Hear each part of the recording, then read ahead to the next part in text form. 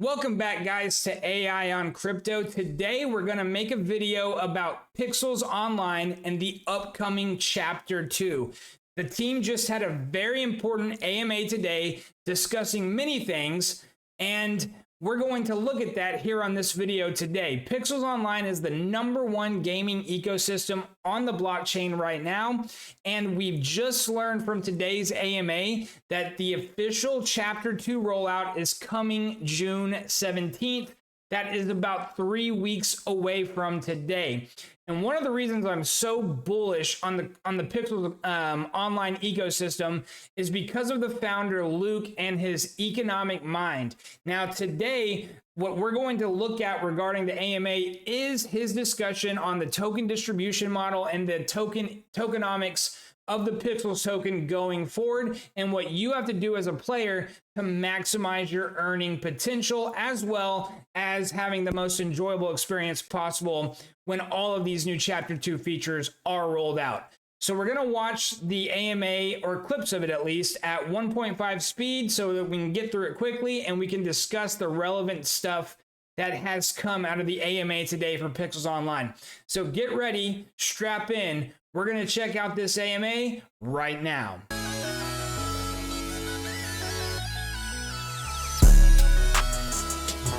Now, this is AI on Crypto. On this channel, we talk about cryptocurrency prices and trends and all the things on the blockchain that can make us money. If you're in the right place at the right time during a crypto bull run, it can absolutely be life-changing. Pixels Online is definitely one of these gaming ecosystems that you got to pay attention to. Now, here we go at the 8-minute mark with Luke.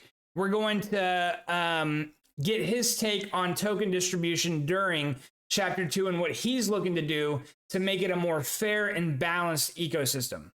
We diagrammed this a bit before, but essentially we have one pool of pixel tokens that we give out every single month. It's a pixel ecosystem budget. So yeah, we have the pixel ecosystem budget that's given out every single month. And essentially what we do is we give it out through the task board. So right now it's not super smart, right? The task board, there's essentially 3 buckets of users that we give it to. We give it to free to play, give it to VIP, and we give it to landowners. But there's not much more depth or nuance behind our token distribution than that right now. So this is how Chapter 1 works. Now what's going to happen is there's actually a lot of changes inside of these buckets. So essentially these buckets in Chapter 2, they're going to look different. There's still the free to play bucket. There's still VIP. And there's still a landowner. Except now, there's going to be levels to it, if that makes sense. So every skill level will unlock a new pixel that you're able to turn in. So essentially what we're starting to do, and this is the direction that we're kind of going in, is we're adding more depth to all of our reward structures, and we're adding more, essentially it's getting more and more complicated every single time that we add updates into Chapter 2. And this is a lot of the core tech that we're building out that I'll go over as well later. But essentially the key thing to note here is, we're adding in more rules inside of each of these buckets when it comes to reward distribution. And the key thing to note is the further you go down the chain of tiers, or the further you level up, essentially, the more pixel you're going to be getting. So if you're a new player and you've just started playing the game for the first time, right now, truthfully, you probably won't earn much pixel inside of Chapter 2. That's good and bad, right? That might be not so great if we're trying to get new users to stick into the side of the game. That might not be so great if we want, new users to feel like they have a chance. But also, truthfully, our take on this is like, yeah, new users probably need to put in the work before we let them earn a lot of tokens inside of the game, right? What this does is, one, this shifts more of the rewards to users who have played the game longer and who have progressed through the game. This gives new users something to work towards too. So it's not like they don't have anything to do. It's like, okay, if I actually progress through the game, then finally I'll start earning more tokens. We're going to pause it right there, guys. He just really said a lot in a short amount of time. So basically, one of the problems that every crypto gaming ecosystem has encountered thus far is multi-accounting, bot farming, and just an unsustainable economy where it is too easy to earn the gaming token. And all of a sudden there's massive inflation and the gaming token for whatever ecosystem completely crashes. So he's discussing right here the distribution of the Pixel token, which currently trades at about 40 cents a token. And Chapter 2, this tiered structure, not only is it going to allow for more fun, dynamic, and complex gameplay, but it's going to make it a lot more complicated to earn the Pixel token. Now, one of the things he just said is it's going to be harder for new users to earn Pixel Token right out of the gate. Now, of course, we've got 3 weeks before Chapter 2 rolls out, so now is the time to begin playing Pixels if you're not already playing it, so that you can level up your skill set, whether it be farming, woodworking, winemaking, the whole plethora of categories of skill. You need to start leveling up now so that you can reach these higher tiers and earn the Pixel Token. So while that might on the surface seem frustrating, I love it because it really rewards the loyalty of the players that stick to this game and really play it. It's not pay to win, it's play to win. And you've got to play, whether you're a landowner, whether you're VIP, or whether you're free to play. You've got to put the time into the game in order to tier up and maximize whatever pixel potential you have based on whichever bucket you fall in. So for me, this is very exciting.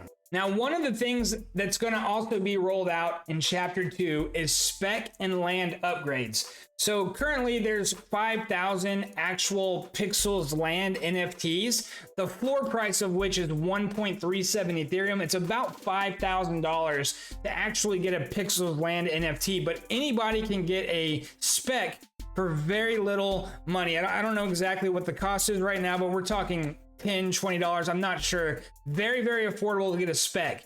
Right now, the specs are incredibly limited, but in Chapter 2, there's going to be some serious upgrading. These are all tier 2 mines that I placed here. And at first, it looks really different than the current game that you're playing, right? Because there's so many more of these things here on this land.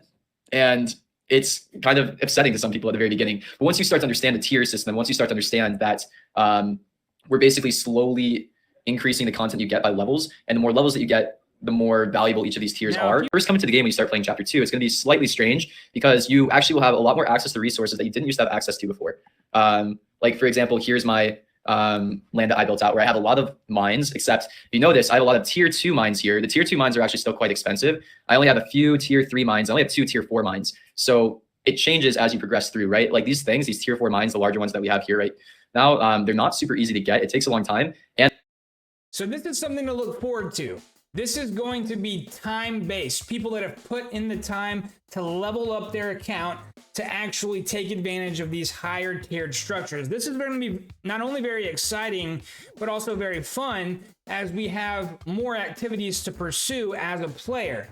In addition to these upgraded tiered resource generators like mines, kilns, grills, what have you, there's also going to be upgrades to the houses. Houses are going to now have caves. There's going to be various different types of gameplay from those caves that can be a lot more exciting, maybe an element of danger. We don't know exactly. But what I want to skip ahead to right now, guys, is his discussion of the real economy of Chapter 2, because this is where it gets exciting for me, because I don't want another...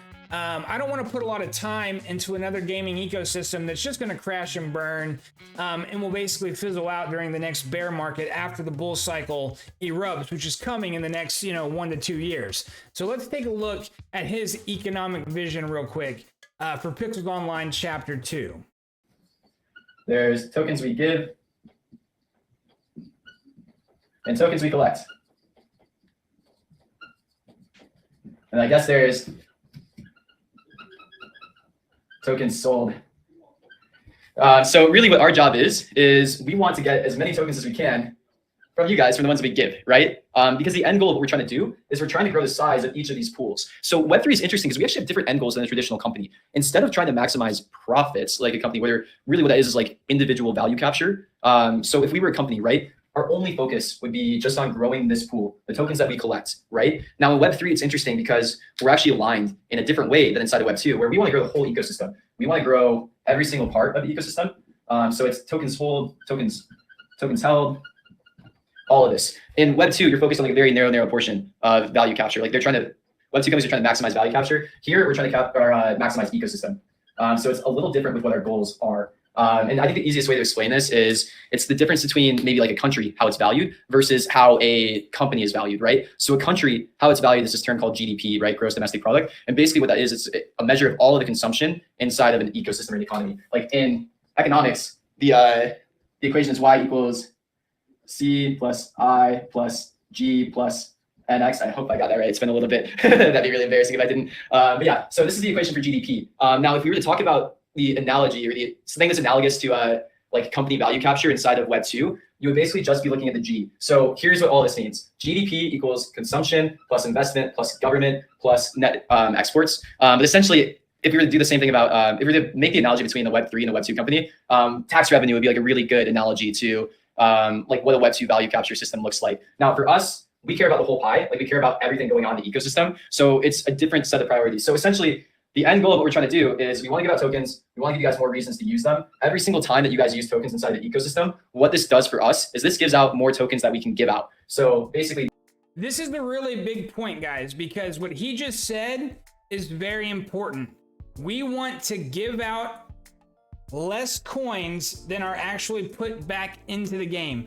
In previous gaming ecosystems, it was all about getting those coins, taking them out of the ecosystem, exchanging them for fiat as quickly as possible before that token crashed. So what he's saying, he's focusing on ecosystem development to where we are not just pulling our earned pixel token out, we are using it to advance ourselves in the game, because only through advancing can we earn more. This is a very, very novel idea. Now remember, crypto gaming, without a doubt, is the future. We are simply trying to figure it out right now, and Pixels Online is the current leader. This circle expands. So if you guys use tokens inside of the game, we send them back to the tokens that we give. This pool grows, and it keeps getting bigger, right?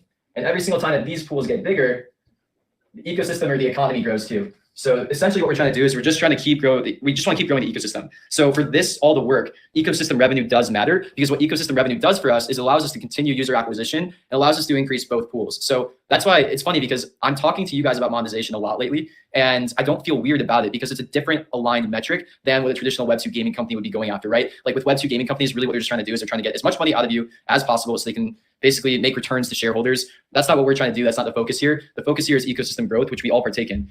So different attitude, different mindset, but it's really cool and interesting to think about. So that's why I'm so okay with being transparent about this and what we're kind of focused on. So chapter 2, what we're adding here is we're adding a whole system change, right? The whole point of releasing chapter 2 was we needed new systems inside of the game that, one, make the game make more sense, make the game more fun, and also truthfully make the game more able to monetize. So Web 2 or Web 3 economics are interesting because here, I can also go into this as well. The monetization model isn't so different from Web 2. And a lot of what we've been thinking about is essentially how do you make play to earn work and what does it actually look like? So in Web 2 gaming, it's interesting because I think the Web 3 model is going to look a lot like the Web 2 model in the long run. Is typically you have two types of users. There's like more depth and nuance when you get into all the users, but essentially you have normal players and you have spenders inside of the game. Web 2 companies will pay money to get both types of users, and both types of users are very important inside of the game ecosystem. Spenders don't come into the game unless there's normal players. It's not a very fun game ecosystem unless there's other players inside of the ecosystem that also participate. Normal players don't help the Web 2 company actually pay the lights, pay the bills. So there's this ratio that people try to figure out, like, okay, what's the right ratio of these kinds of players to these other types of players? And typically how it's been split inside of Web 2 is there's about like 5% of the user base that are these spenders. About like 95% of these players are normal players. Now, what's interesting is Web 2 companies have to pay user acquisition costs. Like they literally have to spend ad money to get both these types of users, right? So Web 2 companies are paying ads to acquire both. And there is money getting spent here regardless. Now with Web 3 gaming, the question is, what if we didn't have to run ads? And what if instead we were able to directly distribute the user acquisition budget to our users to help us grow? And that's a lot of what Pixels has been working on and innovating. So the question is, if we instead go direct to consumer, we would be spending money on ads to reach these users anyways. Why can we not just directly reward them with tokens instead? That's the key question that we're asking. And that's what we... Boom. That is a major statement right there, guys. So Web 2 versus Web 3. Both have spending players, both have free-to-play players. The question is, how do you acquire them as a gaming ecosystem, whether you're Web 2 or Web 3? So the statement that Luke is making that's very profound here is that a Web 2 gaming ecosystem like Fortnite, Valorant, Call of Duty, they are spending money on advertisements in order to get the normal players and the spenders. What he is saying, take that ad budget, that can be distributed to the player base, and instead of wasting it on advertisement, it can actually go to the players of the game, and that's how you're going to acquire and grow your player base. we're going to cut the video right here, guys. That's really everything that I wanted to discuss is the economics of chapter 2. Also letting you guys know that it's coming June 17th. And you got to get ready. You got to start leveling up your player in order to take major advantage. Now, here we are at the center of the game in Terravia. If you're new to Pixels, you never played before, I want to show you the task board real quick. So this is where you go to actually get your earnings. Now, you've got the coins, which cannot be taken out of the ecosystem. Coins are only meant to be spent in the game, and then you have your Pixels token. So you go right here for your task board. Now, when you go right immediately to it, it's going to show your balances. You see my pixel balance, you see my coin balance. Now, these are various things here that you have to buy in order to play and level up the game. Now, the orders is what you can turn in. Now, you can see right now on my task board, I've got a lot of things. I can turn in some scarrets, collect coins, butterberries, water mint. And here, I could actually earn 2 Pixels token by turning in 10 Potberry loaves. I'm not currently holding any, so now I need to go bake 10 Potberry loaves in order to get this 2 Pixels token. So what you do is you use the task board to earn your coins that allow you to go out and do the various tasks, and then eventually you earn Pixels token. So in order to get these Potberry loaves, I got to go to my land or somebody else's land. I've got to go into the house and use the stove in order to buy these Potberry loaves, or I could just go right up here, and perhaps I'll do that for an example real quick, and I can buy from other players. So Potberry loaf, I've got plenty of coins. I can just buy, I can view the listings right here. Boom, 26. I'll buy 10 from this guy. It's gonna cost me 5,000 coins. So you can, there's one of 2 ways you can do this. You can use your coins to buy what you need for the pixels, or you can go and actually craft the items yourself. In this case, I just went and bought 10 Potberry loaves, and boom, I've got 2 Pixels tokens. So this is a really sweet play to earn model. Look at all these players, guys. This is the mecca of play to earn right now. I'm going to post all of my lands in the description below. I've got 5 lands. You're all welcome. If they're open to everybody, come do your farming, come do your crafting on my lands. I want to see you there. And also, just to end the video, please subscribe if you haven't already. This is going to be a very important channel to follow as we approach the bull run, because we have a track record here, guys, of covering what blows up. So subscribe, tap that thumbs up so we can spread this around YouTube, and we'll catch you on the next video.